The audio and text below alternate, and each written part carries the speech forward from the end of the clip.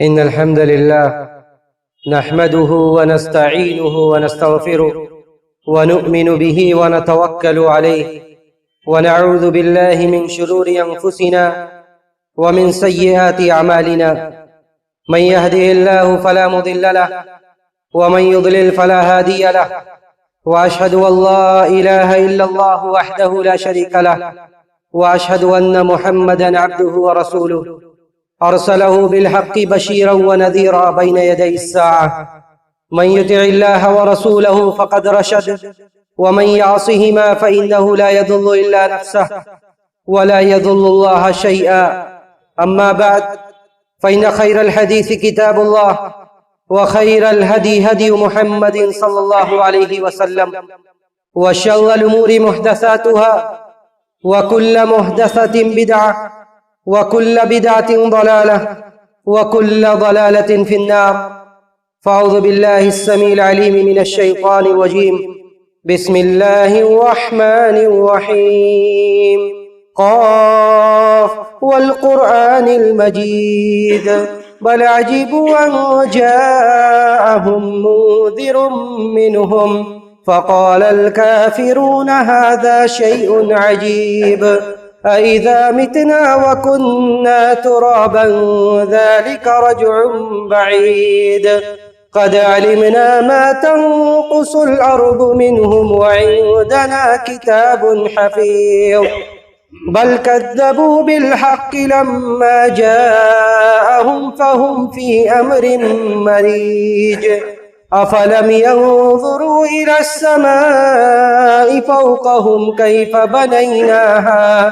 كيف بنيناها وزيناها وما لها من فروج والأرض مددناها وألقينا فيها رواسي وأنبتنا فيها من كل زوج بهيج تبصرة وذكرى لكل عبد منيب ونزلنا من السماء ماء مباركا فأنبتنا به جنات وحب الحصيد والنخل باسقات لها طلع نضيد رزقا للعباد وأحيينا به بلدة ميتا كذلك الخروج وقال عز من قائل في سورة الرعد إن الله لا يغير ما بقوم حتى يغيروا ما بأنفسهم وإذا أراد الله بقوم سوءا فلا مرد له وما لهم من دونه من وال محترم بزرگوں، نوجوان ساتھیوں، ماں اور بہنوں، معزز حاضرین، اس وقت مسلمانان عالم بالعموم اور اس ملک میں بسنے والے مسلمان بالخصوص جس کرب و بے چینی کے شکار ہیں، جس پریشانی میں سانسیں لے رہے ہیں، اسے ہم اور آپ اچھی طرح واقف ہیں۔ یہ پریشانی، یہ مصائب و آلام، یہ مسلمانوں کے لیے ایک نئی چیز نہیں ہے، بلکہ مسلمانوں کے اوپر، امت اسلامیہ کے اوپر متعدد زمانوں میں متعدد طرح سے آزمائشیں آتی رہی ہیں، لیکن سوال ذہن و دماغ میں یہ آتا ہے کہ کیا ذلت و رسوائی ہی ہمارا مقدر بن گئی ہے؟ وہ قوم اور وہ لوگ جن کے بارے میں اللہ رب العزت والجلال نے یہ فرمایا تھا کہ یہ قوم اور یہ جماعت، یہ لوگ اس روئے زمین کے سب سے بہتر لوگ ہیں، ہم وہ قوم ہیں، ہم اس رب کو ماننے والے ہیں جس رب کا یہ وعدہ ہے کہ جو لوگ اس کی ذات پر عقیدہ اور ایمان رکھتے ہیں، اس کے دین کے مطابق زندگی گزارتے ہیں، ان لوگوں کو اللہ رب العزت والجلال دنیا میں رسوا نہیں کرے گا۔ اللہ رب العزت والجلال نے ارشاد فرمایا کہ وَكَانَ حَقًّا عَلَيْنَا نَصْرُ الْمُؤْمِنِينَ، کہ مسلمانوں کی مدد کرنا، مسلمانوں کی حمایت کرنا، مسلمانوں کی نصرت، مسلمانوں کو نصرت و تائید کرنا، یہ ہمارے اوپر واجب ہے۔ اللہ رب العزت والجلال نے ارشاد فرمایا کنتم خیر امت اخرجت للناس، کنتم خیر امت اخرجت للناس تأمرون بالمعروف وتنہون عن المنکر، کہ تم اس روئے زمین کے سب سے بہتر لوگ ہو، اس روئے زمین کی سب سے برگزیدہ اور معزز جماعت اللہ رب العزت والجلال کی نظر میں ہو۔ لیکن حالات کس طرح کروٹ بدلتا ہے، حالات کس طرح بدلتا ہے کہ آج ذہن و دماغ میں یہ سوال بار بار گردش کرتا ہے کہ کیا ذلت و رسوائی مسلمانوں کا مقدر بن گئی ہے؟ کیوں وہ اس قدر کرب میں، اس قدر بے چینی میں، اپنے عزت و آبرو کے تحفظ کے لیے، اپنے جان و مال کی حفاظت کے لیے کیوں وہ بے چینی میں سانسیں لے رہے ہیں؟ دیکھیے اللہ رب العزت والجلال کا یہ قانون ہے، یہ وعدہ ہے۔ جو آیت میں نے سورہ رعد کی خطبہ مسنونہ کے بعد پڑھی، اس میں اللہ رب العزت والجلال نے اسی قاعدے کی طرف واضح طور سے دو ٹوک انداز میں ارشاد فرمایا۔ اللہ نے کہا کہ ان اللہ لا یغیر ما بقوم حتی یغیروا ما بانفسہم واذا اراد اللہ بقوم سوءا فلا مرد لہ، کہ اللہ رب العزت والجلال ایسے ہی لوگوں کے حالات نہیں بدل دیتا ہے، ایسے ہی لوگوں کے حالات اللہ رب العزت والجلال نہیں بدلتا ہے کہ جس کو اللہ نے اس قدر عروج دیا اسے پٹک کر بالکل ذلیل اور رسوا بنا دے۔ بنی اسرائیل کے بارے میں اللہ رب العزت والجلال نے آپ نے بے شمار سنا ہوگا، قرآن میں متعدد مقامات پر ان کا ذکر کیا گیا۔ اللہ رب العزت والجلال نے بار بار انہیں نعمتوں کی یاد دہانی کرائی، یاد دلایا کہ ہم نے تمہیں کیا کیا دیا تھا۔ اللہ نے فرمایا کہ یا بنی اسرائیل اذکروا نعمتی التی انعمت علیکم وانی فضلتکم علی العالمین، کہ اے بنی اسرائیل یاد کرو، میری نعمت کو یاد کرو، التی انعمت علیکم، جن نعمتوں کے ذریعے ہم نے تمہارے اوپر انعام کیا، وفضلتکم علی العالمین، اور ہم نے تمہیں دنیا جہاں والوں پر فضیلت دی۔ یہ وہ قوم تھی جو کسی زمانے میں اللہ رب العزت والجلال کی بہت ہی محبوب اور لاڈلی قوم تھی، لیکن جب اللہ کے دین کو چھوڑا، دین کے مطابق عمل کرنا بند کیا اور دینی تعلیمات کو پس پشت ڈال دیا، تو حالت کیا ہوئی؟ حالت یہ ہوئی کہ اللہ رب العزت والجلال نے مسلمانوں کو یہ حکم دیا کہ آپ جب صراط مستقیم کا سوال کریں، سیدھے راستے کا سوال کریں، تو ساتھ ساتھ یہ بھی کہیں کہ ان لوگوں کے راستے پر اے مولا، اے مولا ان لوگوں کے راستے پر ہمیں نہ لگانا، غیر المغضوب علیہم، جو مغضوب ہیں، جن کے اوپر اللہ کی لعنت ہے، جن کے اوپر اللہ کا غضب ہے، ان کے راستے پر ہمیں نہ لگانا۔ یہ کیسے بدل گیا؟ ایک وقت میں وہ جن کے بارے میں اللہ نے کہا کہ وہ فضلتکم علی العالمین، سارے دنیا جہان والوں پر ہم نے فضیلت دی، لیکن حالات جب بدلا، اللہ نے کہا کہ پناہ مانگو ان کے راستے سے، یہ مغضوب علیہم ہے، ان کے اوپر اللہ کی لعنت اور غضب ہے ان کے اوپر، اس لیے کہ ان لوگوں نے دین کو پس پشت ڈال دیا، دینی تعلیمات کو چھوڑ دیا، اللہ نے حالت بدل دی۔ وَلَوْ أَنَّ أَهْلَ الْقُرَىٰ آمَنُوا وَاتَّقَوْا لَفَتَحْنَا عَلَيْهِمْ بَرَكَاتٍ مِّنَ السَّمَاءِ وَالْأَرْضِ، اللہ رب العزت والجلال تو یہ چاہتا ہے کہ اگر جگہ والے، بستی والے، شہر والے دین کے مطابق عمل کریں، دینی تعلیمات کے مطابق زندگی گزاریں، تقوی شعاری کے ساتھ زندگی گزاریں، آمنوا واتقوا، ایمان لے آئیں، تقوی شعاری کے ساتھ زندگی گزاریں، لفتحنا علیہم برکات من السماء والارض، تو ہم آسمان و زمین کی رحمتیں ان کے اوپر نچھاور کر دیں، سے آسمان سے بھی ہم اور زمین سے بھی ہم ان کے اوپر رحمتیں اور برکتیں نازل فرمائیں۔ ولیکن کذبوا، لیکن ان لوگوں نے کیا جب نعمتیں مل گئی، امن و امان کے ساتھ زندگی گزارنے لگے تو اللہ کی تعلیمات کو چھوڑ دیا۔ ولیکن کذبوا، دین کو، نبی کو جھٹلا دیا، دینی شریعت کو جھٹلا دیا، دینی تعلیمات کو چھوڑ دیا۔ فاخذناہم بما كانوا یکسبون، تو ان کے گناہوں اور ان کے کرتوتوں کی پاداش میں ہم نے انہیں اپنے گرفت میں لے لیا۔ اس لیے کہ یہ گناہیں، یہ سیئات، یہ معاصی، یہ بڑی بڑی سلطنتوں کو اس نے اکھاڑ پھینکا۔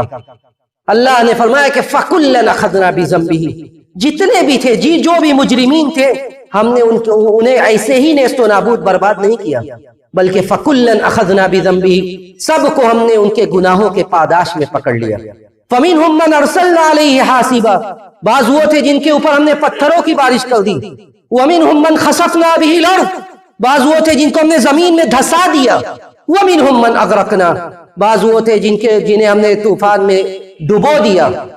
وَمَا كَانَ اللَّهُ لِيَظْلِمَهُمْ وَمَا كَانَ اللَّهُ لِيَظْلِمَهُمْ وَلَكِنْ كَانُوا أَنفُسَهُمْ يَظْلِمُونَ، اللہ نے ان کے اوپر ظلم نہیں کیا، نہ اللہ نے ان کے اوپر ظلم کیا، نہ اللہ رب العزت والجلال ہمارے اوپر ظلم کر رہا ہے۔ وَلَكِنْ كَانُوا أَنفُسَهُمْ يَظْلِمُونَ، بلکہ وہ لوگ بھی اور ہم، اس کے مجرم سب سے بڑے ہم ہیں، حالات کے مجرم سب سے بڑے ہم ہیں وہ لوگ، بلکہ وہ ان لوگوں نے اپنے نفسوں پر ظلم کیا اور ہم اپنے نفسوں پر ظلم کر رہے ہیں۔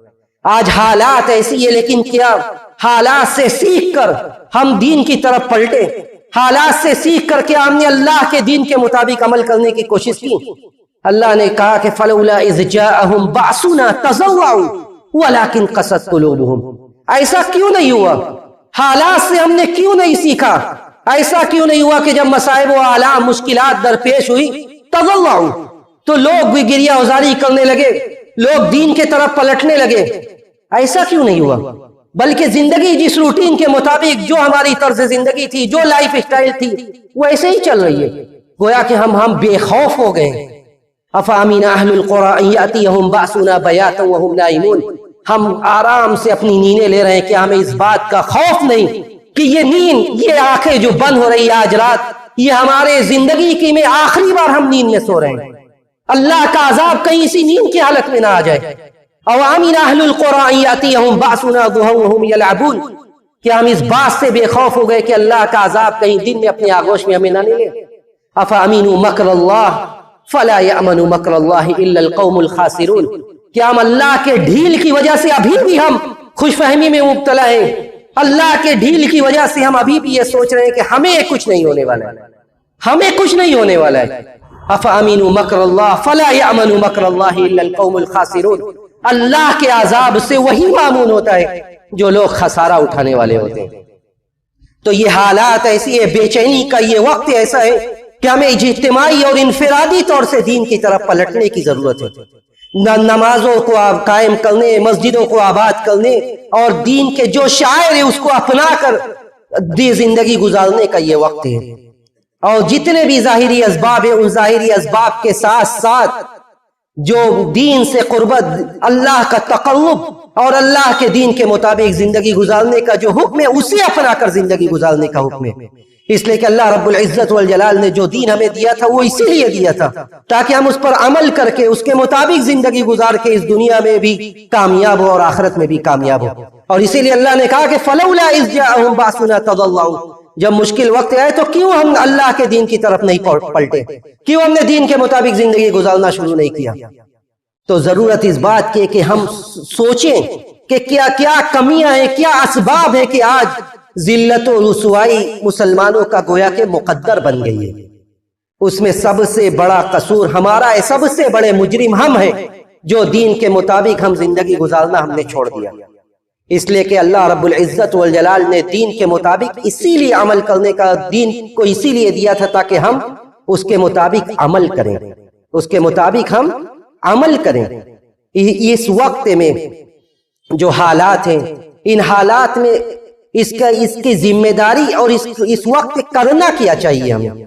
دیکھیے سب سے بڑی بات یہ ہے کہ ہم اللہ کے دین کی طرف پلٹیں اور اس بات پر یقین کامل رکھیں کہ آج جو حالات ظاہر ہو رہے ہیں، اس وقت ہمارا اللہ کے علاوہ کسی بھی وقت حقیقی معنوں میں اللہ کے علاوہ کوئی ہمارا معاون و مددگار نہیں ہے۔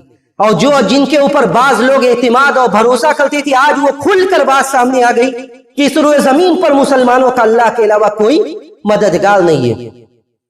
غزوہ حنین کے موقع پر جب فتح مکہ کے بعد کا یہ واقعہ تھا، غزوہ حنین کے موقع پر مسلمانوں کا لشکر اس وقت مسلمانوں کا اتنا بڑا لشکر اس سے پہلے کبھی نہیں تھا۔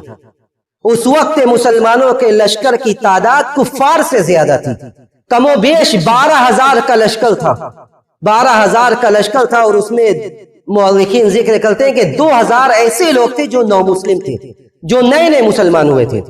جب ان لوگوں نے لشکر کی طاقت دیکھی، لشکر کی تعداد دیکھی، اور یہ دیکھا کہ آج تو مسلمانوں کے پاس طاقت و قوت بہت ہے، ظاہری اسباب بہت ہے۔ ان لوگوں نے، جو لوگ نئے نئے مسلمان ہوئے تھے، ان لوگوں نے یہ کہا کہ آج یہ کفار ہمارا مقابلہ نہیں کر پائیں گے، آج یہ کفار ہمارا کچھ نہیں بگاڑ پائیں گے۔ لیکن ہوا یہ کہ اللہ رب العزت والجلال کو یہ جملہ پسند نہیں آیا، یہ فکر، یہ سوچ پسند نہیں آئی کہ ظاہری اسباب کو صرف اختیار کیا جائے اور اللہ کی ذات پر اور اللہ پر اعتماد اور توکل کو چھوڑ دیا جائے۔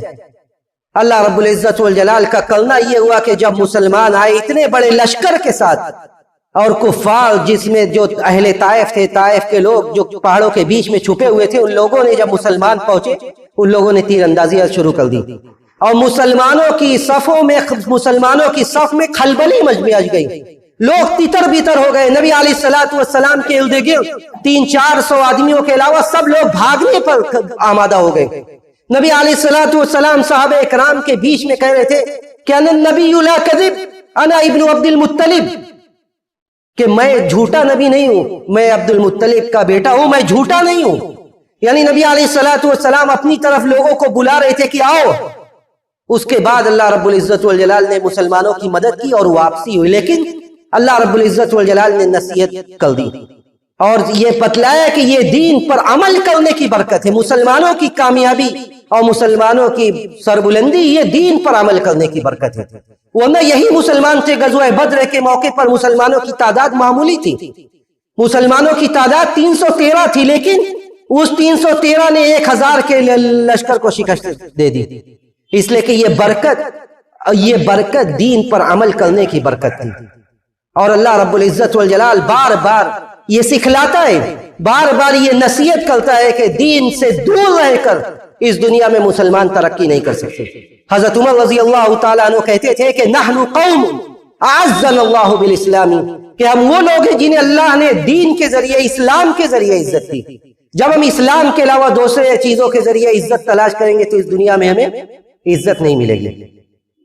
تو اسی لیے ان حالات میں ضرورت یہ ہے کہ ہم قرآنی آیات کی روشنی میں ہم کر کیا سکتے ہیں۔ دیکھیے، پہلی بات اللہ رب العزت والجلال نے یہ حکم دیا کہ اگر ہم صبر کریں گے اور تقوی کی زندگی گزاریں گے تو جو لوگ برائی کا ارادہ رکھتے یہ لوگ کچھ نہیں کر سکتے۔ وَإِن تَصْبِرُوا وَتَتَّقُوا لَا يَضُرُّكُمْ كَيْدُهُمْ شَيْئًا، اگر تم صبر کرو گے، تقوی شعاری کی زندگی گزارو گے تو لا يَضُرُّكُمْ كَيْدُهُمْ شَيْئًا، ان کی چالیں تمہارا کچھ نہیں بگاڑ سکتی۔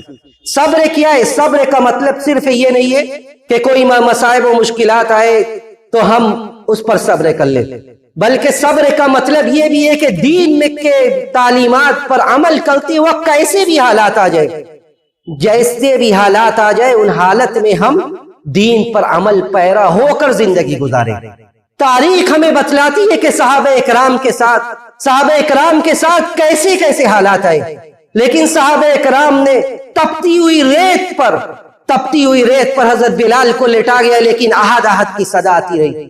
حضرت سمیہ کو شہید کر دیا گیا، لیکن دین سے نہیں پلٹے۔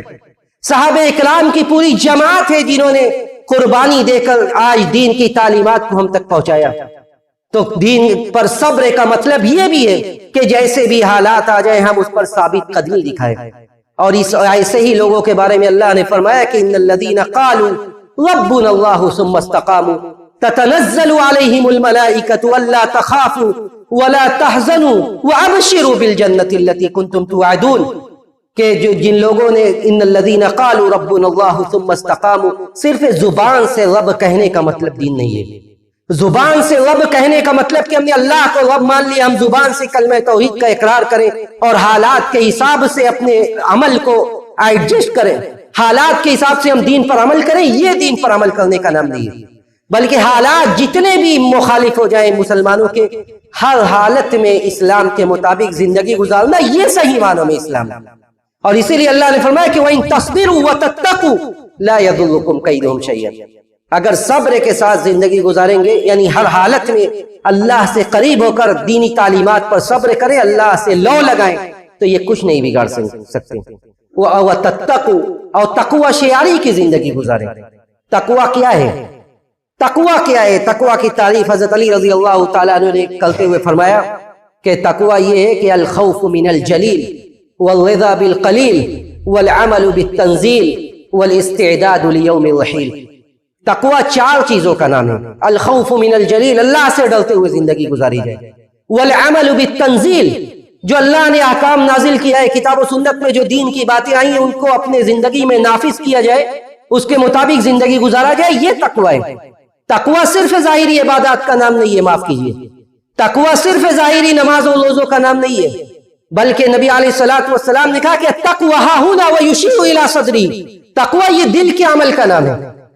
آپ نے اللہ کے رسول صلی اللہ علیہ وسلم کے صحابی حضرت علی نے کہا کہ الخوف من الجلیل والعمل بالتنزیل، کہ سارے احکام جو اللہ نے نازل کیا ہے اس پر عمل کرنے کا نام تقوی ہے، اور والاستعداد لیوم الرحیل، اور موت کے دن یا قیامت کے دن کے لیے تیاری کرنا، اس کا نام تقوی ہے۔ یعنی ان چیزوں کے ساتھ زندگی گزارنا۔ اگر ہم ان چیزوں کو لے کر زندگی گزاریں گے تو یہ جو لوگ ہمارے خلاف چالیں چل رہے ہیں ان کی چالیں کچھ بھی کام نہیں آئے گی۔ اللہ کا یہ وعدہ ہے وَإِن تَصْبِرُوا وَتَتَّقُوا لَا يَضُرُّكُمْ كَيْدُهُمْ شَيْئًا۔ دوسری بات کہ جو حالات ہے اس حالت میں اللہ کی ذات پر توکل اور اعتماد کرنا اور رکھنا یہ زیادہ ضروری ہو گیا ہے۔ ہر حالت میں اللہ کی ذات پر توکل اور عقیدہ رکھنا یہ ضروری ہے، لیکن آج حالات جیسے ہیں، جو مصائب و مشکلات ہیں، اس میں اللہ کے اوپر اعتماد اور توکل اور مضبوط کرنے کا وقت ہے، اس لیے کہ اللہ رب العزت والجلال ہی مصیبتوں سے نجات دینے والا ہے۔ اللہ رب العزت والجلال ہی مسلمانوں کی مدد کرنے والا ہے۔ اللہ کے علاوہ کوئی ایسا نہیں ہے جو مسلمانوں کی مشکلوں کو دور کر سکے۔ اور یہ جو حالات نبی علیہ الصلوۃ والسلام کے ساتھ جو حالات آئے یا صحابہ کرام نے اپنی زندگیاں جس طرح گزاری، وہ ہمیں مزید اس بات کا درس دیتی ہے کہ نبی علیہ الصلوۃ والسلام کی زندگی میں کیا کیا ہوا۔ غزوہ احزاب کے موقع پر، غزوہ احزاب ایسی جنگ تھی جب ایک لشکر مسلمانوں سے مد مقابل نہیں تھا، بلکہ اس کو اسی لیے احزاب کہا گیا کہ سب لوگ، کفار، یہودی، سب مل کر مسلمانوں سے مقابلے کے لیے آئے۔ اور حالت یہ تھی کہ مورخین ذکر کرتے ہیں کہ مدینہ میں جتنی آبادی تھی مسلمانوں کی، اس سے زیادہ کفار کا لشکر تھا۔ اللہ رب العزت والجلال نے نقشہ کھینچتے ہوئے فرمایا کہ اذ جاؤکم من فوقکم ومن اسفل منکم وَإِذْ زَاغَتِ الْأَبْصَارُ وَبَلَغَتِ الْقُلُوبُ الْحَنَاجِرَ وَتَظُنُّونَ بِاللَّهِ الظُّنُونَ، جب اوپر سے نیچے سے یعنی ہر طرف سے کفار کے لشکر نے مسلمانوں کو گھیر لیا۔ وَبَلَغَتِ الْقُلُوبُ الْحَنَاجِرَ وَتَظُنُّونَ بِاللَّهِ الظُّنُونَ، پریشان حال مسلمان ہو گئے، اور لوگ یہ کہنے لگے کہ اب آج کے بعد مسلمان بچیں گے نہیں، مسلمان بچیں گے نہیں۔ اللہ کے رسول صلی اللہ علیہ وسلم نے حکمت عملی اختیار کی، خندق کھودا گیا، لیکن ایسے وقت میں جب ظاہری طور پر یہ نظر آ رہا تھا کہ اگر مسلمانوں پر حملہ کر دیا جائے گا تو مسلمان بچیں گے نہیں، اس وقت نبی علیہ الصلوۃ والسلام صحابہ کرام کو بشارت دے رہے تھے۔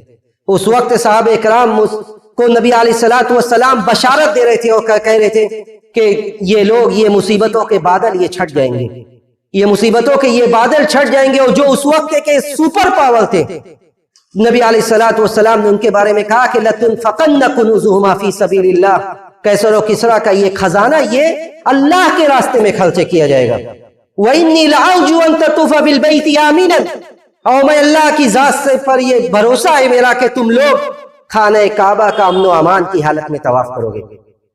کفار اور منافقین مذاق اڑاتے تھے، کہتے تھے آج ابھی جان کے لالے پڑے ہوئے، ابھی جان ان کی محفوظ نہیں ہے، اور یہ بڑی بڑی باتیں کر رہے کہ یہ مسلمان ایک آگے آنے والے وقتوں میں اس قدر طاقت میں ہوں گے کہ وہ خانہ کعبہ کا طواف کریں گے۔ اس وقت مکہ فتح نہیں ہوا تھا، اور ایسی کنڈیشن میں یہ بات کہنا جبکہ یہ لگ رہا تھا کہ اگر مسلمانوں پر حملہ کیا گیا تو یہ ختم ہو جائے گی، مسلمانوں پر حملہ کیا گیا تو یہ ختم ہو جائیں گے۔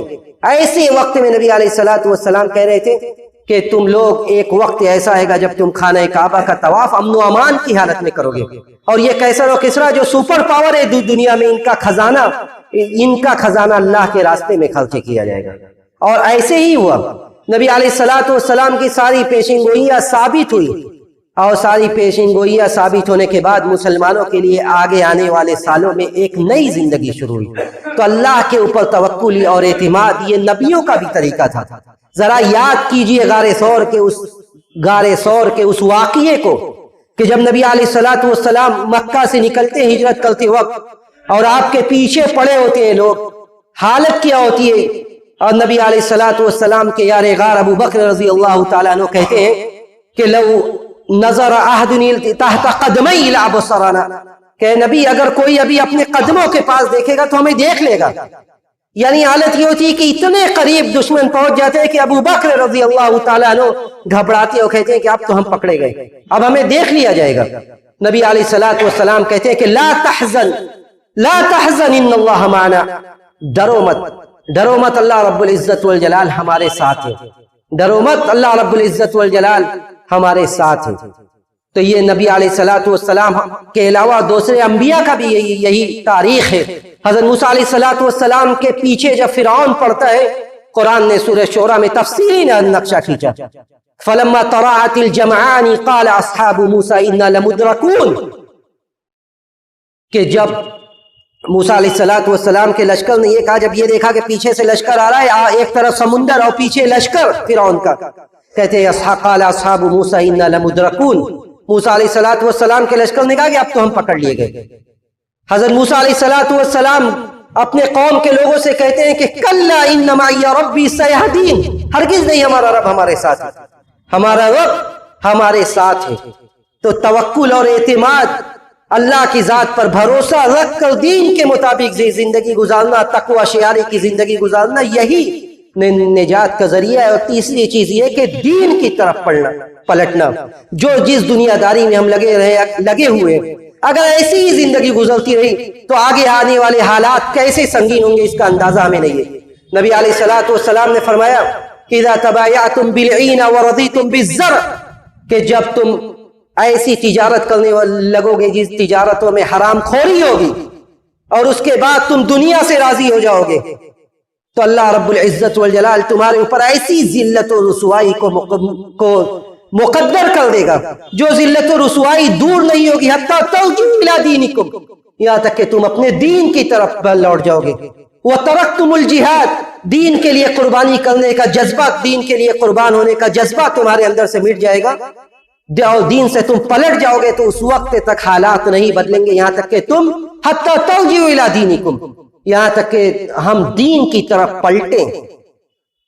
تو جتنی بھی باتیں میں نے ذکر کی اس کا خلاصہ یہی ہے کہ جو حالات ہیں وہ حالات امت اسلامیہ پر پہلے بھی آ چکے، لیکن دین کی طرف پلٹ کر اللہ کی ذات پر توکل اور اعتماد کے ساتھ دینی شعائر پر عمل کر کر ہی ہم اس مصیبت وقت میں اور اس نازک وقت میں ہم اپنے حالات کو کنٹرول کر سکتے ہیں، بشرطے کہ ہم صحیح معنوں میں دین پر عمل کریں.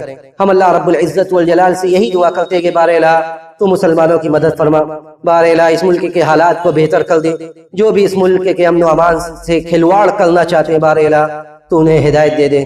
ہم میں جو بیمار ہے تو انہیں ان کی بیماری سے شفائے کامل عاجل عطا فرما، جو اس دنیا سے جا چکے بار الہ تو ان کی مغفرت فرما. جب ہمارا اس دنیا سے جانے کا وقت آئے، سانسوں کے ڈور کے ٹوٹنے کا وقت آئے، تو ہمارا آخری کلمہ کلمہ توحید ہو. وآخر دعوانا الحمدللہ رب العالمین.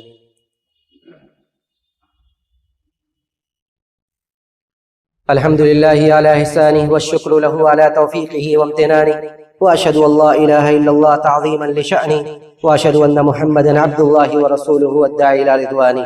إن الله وملائكته يصلون على النبي يا أيها الذين آمنوا صلوا عليه وسلموا تسليما. اللهم صل على محمد وعلى آل محمد كما صليت على إبراهيم وعلى آل إبراهيم إنك حميد مجيد. اللهم بارك على محمد وعلى آل محمد كما باركت على إبراهيم وعلى آل إبراهيم إنك حميد مجيد. اللهم أعز الإسلام والمسلمين، اللهم أعز الإسلام والمسلمين، اللهم أعز الإسلام والمسلمين، واخذل الطغاة والملاحدة والمفسدين. اللهم دمر ديارهم، اللهم دمر ديارهم، اللهم فرق جمعهم وخالف بين كلمتهم وأنزل بهم بأسك الذي لا ترده عن القوم المجرمين. اللهم إنا نجعلك في نهورهم، اللهم إنا نجعلك في نهورهم ونعوذ بك من شرورهم. اللهم لا ترفع لهم راية اللهم لا ترفع لهم راية واجعلهم عبرة وآية. ربنا ظلمنا أنفسنا وإن لم تغفر لنا وترحمنا لنكونن من الخاسرين. اللهم يا مقلب القلوب ثبت قلوبنا على دينك. اللهم يا مقلب القلوب ثبت قلوبنا على دينك. ربنا آتنا في الدنيا حسنة وفي الآخرة حسنة وقنا عذاب النار. عباد الله رحمكم الله، إن الله يأمر بالعدل والإحسان وإيتاء ذي القربى وينهى عن الفحشاء والمنكر والبغي يعظكم لعلكم تذكرون. اذكروا الله يذكركم وادعوه يستجب لكم، ولذكر الله تعالى أعلى وأولى وأعز وأجل وأكبر.